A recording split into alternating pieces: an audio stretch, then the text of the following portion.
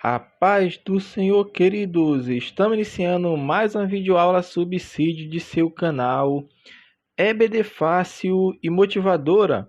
E na aula de hoje nós estaremos comentando a lição de número 7 das lições bíblicas adultos, que tem como título A responsabilidade é individual, dando prosseguimento aos nossos estudos bíblicos deste trimestre, o qual estamos estudando a justiça divina, a preparação do povo de Deus para os últimos dias no livro de Ezequiel. E na lição de hoje estaremos comentando a lição de número 7, que tem como título A responsabilidade individual. O texto áureo encontra-se em Ezequiel, capítulo 18, versículo 20. A alma que pecar, essa morrerá. O filho não levará a maldade do pai, nem o pai levará a maldade do filho. A justiça do justo ficará sobre ele, e a impiedade do ímpio cairá sobre ele. Verdade prática. Para além da responsabilidade individual, a palavra de Deus se posiciona contra o fatalismo, isto é, contra a ideia de que tudo está determinado por um rígido destino. A leitura bíblica em classe encontra-se no livro de Ezequiel, capítulo 18, dos versículos de número 20 ao versículo de número 28. Então vamos dar início, nossos amados irmãos, à lição de número 7. Iremos comentar sobre a responsabilidade individual. Então nessa lição, o título dela já mostra tudo. Já está mostrando que a responsabilidade é de cada um. Ou seja, o homem, desse título, nós já podemos tirar que o homem ele é responsável pelas suas escolhas, pelas suas atitudes. Quando o autor está colocando que a responsabilidade é individual, ele está colocando sobre o homem. Por quê? Porque é isso que a Bíblia diz. Não existe essa historinha de que está tudo determinado, como o autor fala, na verdade prática. Não existe essa ideia de que tudo está determinado por um rígido destino, ou seja, essa predestinação, a dupla predestinação, o falso ensinamento da dupla predestinação do ser humano não existe, onde eles ensinam que Deus predestinou uns para a perdição e outros para a salvação. Não existe isso, meu irmão. Não existe em toda a Bíblia Sagrada, não vai se encontrar nada falando sobre determinadas pessoas serem predestinadas para a salvação, no sentido individual, que é isso que nós estamos falando aqui, porque sim, existe uma predestinação corporativa, e é isto que é ensinado pela Bíblia Sagrada, que essa eleição corporativa é um grupo de pessoas. Quem é esse grupo de pessoas? A igreja. Quem está predestinado à salvação? A igreja. Mas para fazer parte da igreja, a escolha é individual. A responsabilidade é individual. É isso que nós vamos tratar nessa lição.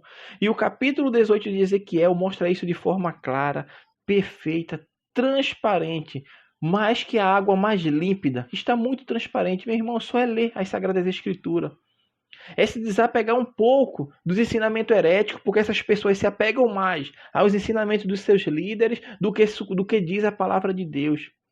Porque no dia que eles se voltarem e entenderem o que a palavra de Deus está mostrando, vão entender porque está muito claro. Leia o capítulo 18, isso também nós devemos deixar bem claro para os irmãos nessa lição de hoje. Que o capítulo 18 vai mostrar justamente isso que nós estamos falando, que a responsabilidade é individual. E é disso que nós vamos tratar nesta lição, porque o autor vai começar falando sobre a máxima usada em Israel. Existia uma máxima que era falada em Israel. E qual é essa máxima? É o que está lá em Ezequiel. O autor aqui da lição cita, é o que? Os pais comeram uvas verdes e os dentes dos filhos se embotaram. Ezequiel capítulo 18 está lá no início, se não me engano, no versículo de número 2. Já está falando o que essa máxima era ensinar de Israel. Ou seja, eles entendiam que nós estamos pagando pelos pecados que não foi cometido por nós, mas pelos nossos pais. E é isso que Ezequiel, tanto Ezequiel lá entre os exilados na Babilônia, quanto Jeremias estava lá em Israel e estava ensinando e mostrando que isso não é real. Esse ditado vai deixar de ser dito em Israel, como Ezequiel fala através do Senhor Jesus, que este provérbio, que este dito nunca mais será dito em Israel, porque ele tinha uma visão equivocada do que falava lá o segundo mandamento. Na lição bíblica, meu irmão, perceba que o autor coloca como terceiro mandamento, mas na verdade é o segundo mandamento.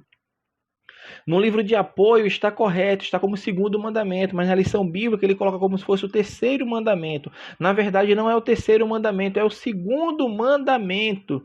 E o autor da lição vai colocar sobre isso, que esse entendimento fatalístico vem de uma interpretação errônea do que está se falando lá no livro de Êxodo, capítulo 20, versículo 5, lá no finalzinho, que é a parte final desse segundo mandamento, quando a palavra de Deus nos fala que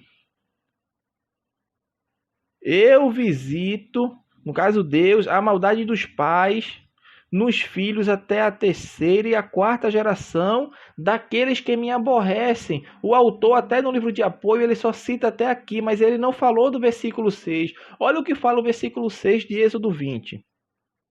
E faço misericórdia em milhares aos que me amam e guardam os meus mandamentos. Meu irmão, então, o que o Senhor está falando aqui?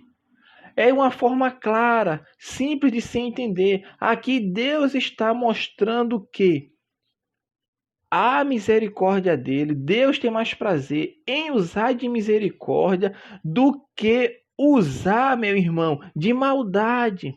Deus está falando aqui da intensidade. Olha só, ele fala que eu visito a maldade dos pais nos filhos até a terceira e quarta geração daqueles que me aborrecem, ou seja, daqueles que aborrecem ao Senhor. Mas Deus faz misericórdia em milhares de geração aos que me amam e guardam os meus mandamentos. Deus estava dizendo aqui, eu tenho prazer em abençoar, eu tenho mais prazer, o meu prazer, a minha vontade em abençoar. Por isso é milhares de geração que eu tenho prazer em abençoar. Em aborrecer até a terceira e quarta geração. Deus aqui não está dizendo que existe esse ensinamento famigerado que é conhecido nos nossos dias como maldição hereditária. Não é isso que Deus está falando aqui. Deus está falando de forma clara que ele tem prazer em usar de misericórdia mais do que aborrecer aquelas pessoas e usar com maldade aquelas pessoas. E o livro de Ezequiel vem e nos mostra isso, capítulo 18, de forma bem clara. Os irmãos têm que ler o capítulo 18 de Ezequiel para entender que no capítulo 18 Deus está mostrando a Ezequiel, falando que existe um homem, Ezequiel, que ele anda conforme os mandamentos do Senhor. Ele não adultera, ele não mancha a honra do seu próximo, ele não rouba, ele não empresta com usura, ele não recebe além do que lhe é devido. Ele faz tudo conforme os mandamentos do Senhor manda. Isso é Ezequiel 18, meu irmão. Aí no final fala, essa pessoa não morrerá, mas certamente viverá. Aí ele fala, mas esse homem que fez tudo conforme manda os preceitos e os estatutos estabelecidos por Deus, ele gera um filho. E esse filho dele faz tudo o contrário que ele fez. Ou seja, o filho fazendo tudo o contrário que o pai fez. Ou seja, ele adultera, ele rouba, ele empresta com usura, ele faz tudo que desagrada a Deus. No final, Ezequiel fala, ser inspirado por Deus, que esta pessoa morrerá. Na sua transgressão, na sua iniquidade, ela morrerá. Por quê?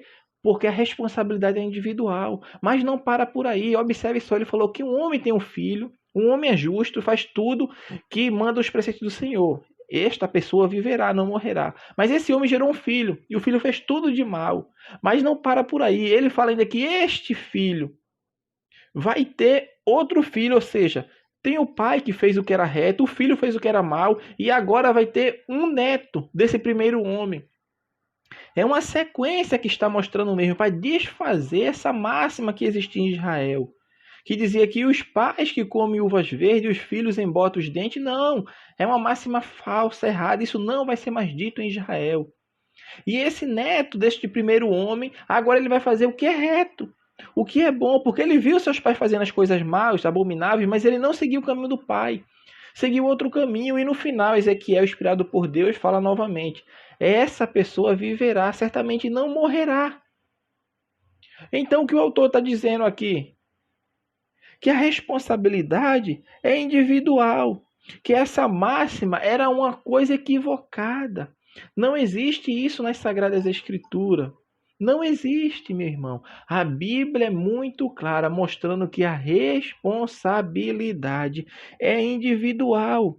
Este é um princípio que foi estabelecido por Deus na vida de qualquer pessoa. A alma que pecar, esta morrerá. Aqui ele está falando não de uma morte física, mas de uma morte eterna, ou seja, é a perdição. Está afastado de Deus. É isso que também nós vamos falar ao longo dessa lição. E qual o problema em nossos dias? O problema em nossos dias é que existem pessoas ainda que ficam apegadas a esse ensino errado e ensinam essa coisa de maldição hereditária, como se a pessoa vai se converter a Cristo e ela vai ter sobre ela um jugo de uma maldição que veio de seus pais, de seus avós. Isso é um ensinamento errado, porque, meu irmão, a obra expiatória de Cristo, que Cristo efetuou de uma vez por todas. E quando a pessoa acredita que existe sim maldição hereditária, ele está dizendo que o que Cristo efetuou na cruz não foi perfeito, precisa ser quebrado algo a mais, porque aquilo que Cristo fez não foi perfeito, faltou algo. E como faltou algo, você tem que quebrar essa maldição que está vindo na sua família. Olha só que ensino errado. Eles tiram o mérito totalmente da obra de Cristo para agora essas pessoas buscarem uma forma de quebrar essa maldição hereditária, como eles falam. Porque a obra de Cristo não é necessária para isso aqui. Não foi suficiente, a palavra correta é que a obra de Cristo não foi suficiente para quebrar todo o mal que possa estar sobre a vida daquela pessoa. E é quebrada. A Bíblia nos mostra bem claro isso. Eis que as coisas velhas se passaram e tudo se fez novo. Deus, meu irmão, transforma, é um novo nascimento. Não existe nada sobre a vida daqueles, não existe maldição sobre a vida daqueles que aceitaram a Cristo, que passaram suas vestes pelo sangue do Cordeiro e hoje estão alicerçado em Cristo, guiado por Cristo, revestido por Cristo, porque em seu interior habita o Espírito Santo de Deus. Então, sobre essas vidas não existe maldição nenhuma. Não existe isso, meu irmão, porque tem crente que está comprando carro de segunda mão e está quebrando maldição sobre o carro. Não existe isso. Não existe, meu irmão, maldição hereditária de uma coisa sobre objeto, nem sobre pessoas. Agora as pessoas confundem maldição hereditária, meu irmão, com predisposição genética. Por quê? Porque se na minha família meus pais têm essa predisposição genética já herdada de avós, de que tem diabetes, vamos supor, tem diabetes. E tem diabetes que passa, é uma predisposição genética. Isso não é uma maldição, meu irmão, que vai ser quebrada, não. Eu tenho que mudar meus hábitos alimentares, porque isso é uma predisposição genética. E predisposição genética não é maldição hereditária, meu irmão. Está relacionado à genética. E Deus pode curar? Pode, mas não é maldição hereditária. Não é coisa colocada pelo demônio, não é coisa colocada pelo Satanás na vida daquelas pessoas para seguir as suas gerações. Não é predisposição genética. A coisa é muito simples de ser explicada.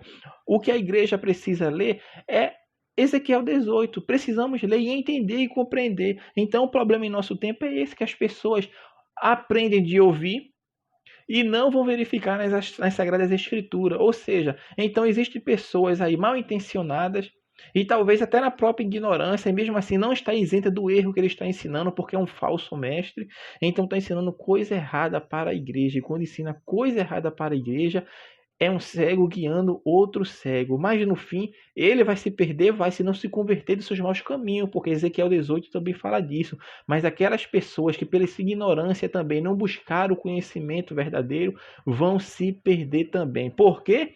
Porque a responsabilidade é individual, como fala o título da nossa lição, hoje. O tópico 2 vai falar sobre a salvação para todos os seres humanos.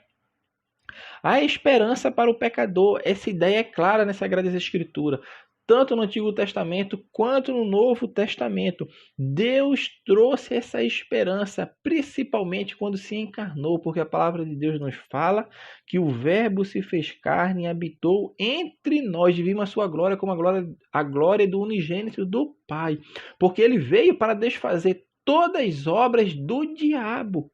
E ele não veio para ser servido, mas para servir e dar a vida em resgate de muitos. Então, meu irmão, Deus veio, encarnou, morreu para fazer de uma vez por toda a expiação, o sacrifício perfeito, onde não há necessidade mais de se quebrar maldição. Não há necessidade mais de estar buscando outros subterfúgios para alcançar a salvação. A salvação está unicamente em Deus. Não existe essa historinha de estar quebrando maldição, que a Bíblia não ensina isso. E esse ensinamento não é de agora. Ezequiel está mostrando para o povo justamente isso, que isso de maldição hereditária é ditado popular falacioso. Não é condizente com a realidade nem com a verdade. E ele vem e vai refutar esse ensinamento entre os exilados, porque enquanto ele estava refutando entre os exilados, Jeremias estava lá refutando entre os que ainda estavam em Israel. Porque até este momento não havia destruição total de Israel. E estava subjugado pela Babilônia, mas o templo estava erguido, a cidade estava erguida, os muros estavam levantados. E Ezequiel, junto aos exilados, Jeremias, junto aos que ainda estavam em Jerusalém, pregavam e ensinavam o arrependimento para que o povo se voltasse para Deus e entendesse que a responsabilidade era individual, porque a justificativa que eles usavam era um pensamento fatalista. Nós hoje estamos sofrendo tudo isso que está nos acontecendo é porque nossos pais fizeram escolhas erradas. Por isso que usavam o ditado: nossos pais comeram uvas verdes e os dentes dos filhos que ficaram embotados. E Deus diz: nananina, não é isso. Cada um responde pelas suas transgressões. O que está acontecendo com vocês não foi porque foi escolha errada de seus pais, não. Foi porque vocês também estão no erro. Vocês sempre procuram um culpado para quem possa apontar. Estão apontando para os seus pais como se vocês fossem os santinhos, mas na verdade não. Vocês também praticam coisas abomináveis diante de Deus. Vocês praticam coisas que desagradam a Deus. E Deus vem e vai refutar. O juízo virá. Vocês não estão acreditando, mas virá. Sabe por que virá? Porque vocês estão em pecado. Não é porque seus pais cometeram pecado, não. É porque vocês estão em pecado. Então Deus vem e refuta essa ideia fatalista de que o juízo não vai vir. E que se o juízo vier, não é porque é culpa minha, mas é culpa de outro. Não, vai vir porque é culpa sua. Por isso a palavra de Deus fala: de que se queixa o homem, senão de seus próprios pecados.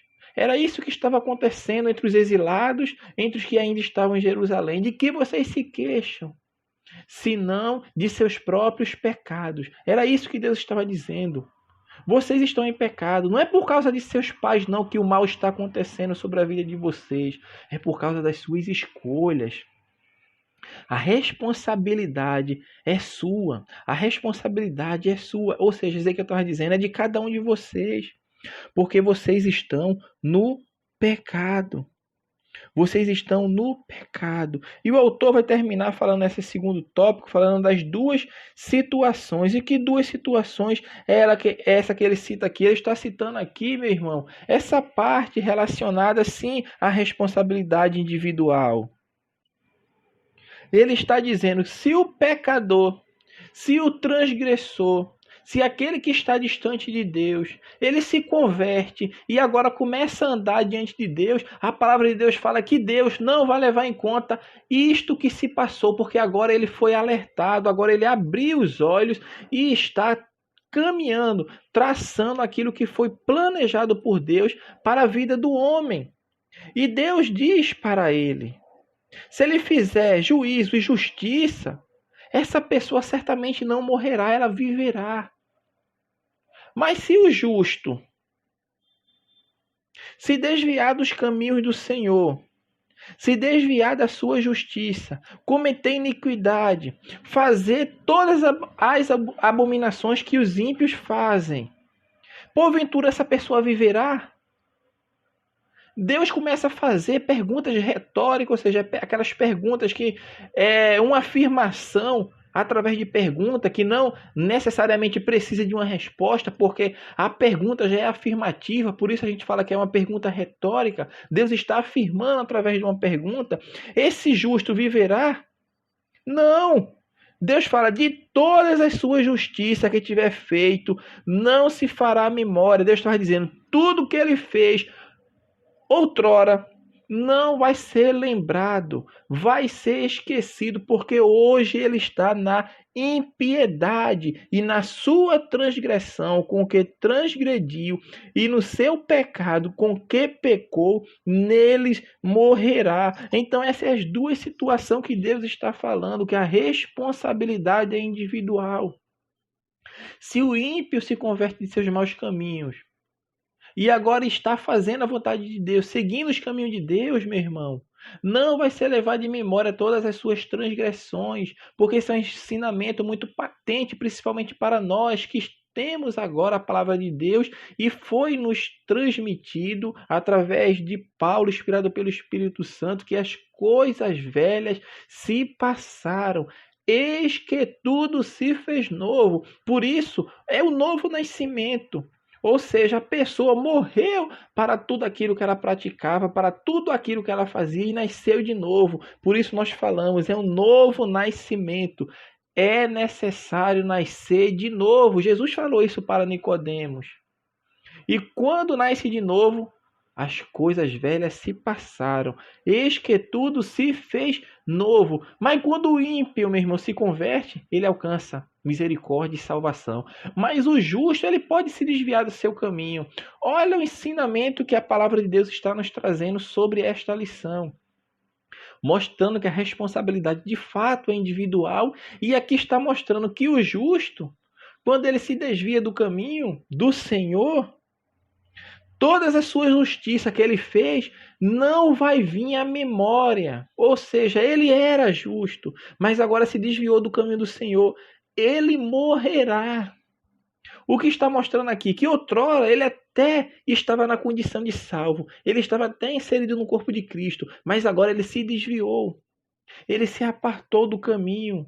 Isso já destroça de uma vez por todas o ensinamento fatalista de que tudo está minuciosamente determinado. Não está. A escolha é individual. Não existe predestinação individual de pessoas para serem condenadas e pessoas para serem salvas. É um ensinamento errôneo, é um ensinamento que não é condizente com a palavra de Deus e fica muito claro quando nós lemos o capítulo 18 de Ezequiel. Nós não podemos deixar de ler esse capítulo 18, principalmente aqueles que vão ministrar a aula, para entender que existem duas situações e as duas situações mostram que a responsabilidade é individual, pertence a cada um, a escolha é sua. Mas o homem tem condição de escolher? Tem. Por quê? Porque o Evangelho de Deus traz iluminação sobre a sua vida. Porque a fé vem pelo ouvir, e o ouvir a palavra de Deus. Quando a palavra de Deus é anunciada, o arbítrio é libertado naquele momento e recebe a iluminação para ele compreender que existe uma escolha a ser feita. E a escolha é entre a salvação ou entre a perdição. Ninguém, meu irmão, que ouve a palavra de Deus, ele fica isento destes caminhos, dos dois caminhos que existem, porque o Espírito Santo alerta, o Espírito Santo é que vai no interior do homem e mostra que existe o pecado, que existe o juízo, e ele é iluminado para que ele venha escolher entre seguir a Deus e não seguir, entre buscar o caminho que leva à vida eterna e o caminho que leva à perdição eterna. E quando chegar diante de Deus, vai estar indesculpável. Por que vai estar indesculpável? Porque Deus deu a oportunidade. Deus teve a iniciativa de buscar, de chamar. Mas o homem, com a sua dura cerviz, não deu ouvido à voz de Deus. Porque o homem, sim, ele pode rejeitar a voz de Deus. Isso é claro também nas Escrituras Sagradas. O terceiro e último tópico vai falar sobre a reação de Israel. Aqui ele vai mostrar sobre essa parte retórica, agora aqui o autor falando das perguntas retóricas que eles fazem para Deus, principalmente no versículo 25 de Ezequiel 18, que fala: Dizeis, porém, o caminho do Senhor não é reto, ou não é direito. Ouvi agora, ó casa de Israel. Não é o meu caminho direito? Não são os vossos caminhos torcidos? Observe só, eles culpavam os pais deles com o ditado, e agora ele está dizendo que não é o caminho do Senhor não é direito, o caminho do Senhor não é reto. Eles estavam agora culpando a Deus, ou seja, ele estava chamando Deus de injusto. E era justamente o ditado que eles falavam. Ele só mudou, meu irmão, as palavras, mas o entendimento que ele tinha era o mesmo. Os pais, nossos pais que comeram uvas verdes, os dentes dos filhos é que ficaram embotados. Ele estava dizendo, os pais comeram uvas verdes, ou seja, pecaram, fizeram aquilo que desagradava a Deus, porque uvas verdes aqui está representando pecado. E embotar os dentes está nos mostrando que é a consequência do pecado. Então o irmão tem que entender que uva verde está dizendo que é o pecado. Nossos pais que pecaram e as consequências do pecado estão vindo sobre nós. Era esse ditado. E agora eles falam, o caminho do Senhor não é reto, o caminho do Senhor não é direito. Ou seja, agora a culpa que estava sobre seus pais está vindo sobre Deus. Ele está dizendo, Deus não é justo. Porque os nossos pais foi que pecaram e agora eu que vou pagar o pecado, vou sofrer a consequência porque meu pai pecou. E Deus está dizendo, não, não é assim não. Os seus caminhos são torcidos. Vocês estão praticando as mesmas abominações que seus pais praticaram. E Deus está mostrando para eles, dizendo isso, que a minha justiça vai vir porque vocês mancharam a minha santidade, porque vocês se desviaram dos caminhos que eu tinha planejado para vocês. Seus pais pecaram, mas vocês também pecaram e permanecem no pecado. Isso nós vimos claro também quando estudamos as abominações no templo. Porque existia imagem no pátio, dentro do templo. Era só o sacerdote? Não, não só era sacerdote não, irmão. Porque aquela imagem de ciúmes que foi colocado ali, entre o templo, ali, entre a entrada do templo e o átrio, o povo via. Por que o povo via? Porque de manhã o povo entrava para oferecer sacrifício e no final da tarde. E o povo via a imagem que estava ali, consentiam com aquilo. Porque, meu irmão, pecador não é somente aquele que comete o pecado, mas aquele que é conivente com o pecado, aquele que vê e consente. Então está pecando do mesmo modo. Isso fica muito claro no último versículo de Romanos capítulo 1, que mostra lá as pessoas fazendo coisas abomináveis diante de Deus, e a culpa não vai recair somente com aqueles que praticam, mas com aqueles também que consentem. E o que é consentir? É eu, meu irmão, não agir, é eu não falar o contrário do que está sendo praticado. Então quem consente está praticando a mesma coisa, ou seja, está concordando. Concorda com o pecado. E é isso que o autor da lição está trazendo aqui. A justiça de Deus vai vir. Porque a justiça de Deus é pautada em sua santidade. Balanças fiéis são a do Senhor. Deus não tem o culpado por inocente, nem o inocente por culpado. Quem, pois, subsistirá o julgamento do Senhor? Porque o seu julgamento é justo e fiel. Então, se Deus é justo e fiel, porque Ele sabe de todas as coisas, até o que está escondido no íntimo, no interior do ser humano, o seu julgamento vai ser repleto de justiça. Porque a sua santidade, meu irmão, requer justiça. E a justiça de Deus vai vir tanto sobre o ímpio quanto sobre o justo. Entretanto, um vai para a salvação eterna e outro vai para a perdição eterna. Mas Deus conclama o povo ao arrependimento. E nos versículos 28 27 e 28, os versículos finais ali, Deus está mostrando ali que ele não tem prazer na morte do ímpio, na morte do pecador. Ele quer que todos venham e se arrependam dos seus maus caminhos. Por quê? Porque Deus é justo e misericordioso, buscando ao Senhor, clamando ao Senhor enquanto se pode achar. Deus está chamando ao arrependimento, assim como chamou o povo ali, quando Ezequiel estava levando a palavra do Senhor para aquele povo rebelde e de dura cerviz. Deus chama, meu irmão. E Ezequiel mostra, as escrituras não mostram que a responsabilidade é individual e Deus está conclamando e nos chamamos para pregoar que a alma que pecar, ou seja, a pessoa que pecar, esta morrerá, ou seja, perderá a sua salvação eterna. Porque a responsabilidade é individual. E o autor conclui a lição falando que depois de refutar o imaginário popular de que Deus estivesse sendo injusto pelo castigo do povo, o profeta chama os seus leitores para uma reflexão. Esse discurso soteriológico é muito importante e continua atual na vida da igreja e na pregação cristã. É nossa responsabilidade levar essa mensagem aos perdidos da terra, mostrando que a escolha é individual. Por quê? A responsabilidade é individual, porque vai chegar o dia que vai chegar todos diante de Deus e vão estar indesculpáveis, ou seja, não vai ter desculpa, porque Deus vai dizer: eu tive a iniciativa de levar você a ouvir a palavra, porque alguém falou para você, alguém anunciou para você. Não há desculpa. Você só vai ser sentenciado para sofrer o seu castigo eterno, a sua perdição eterna.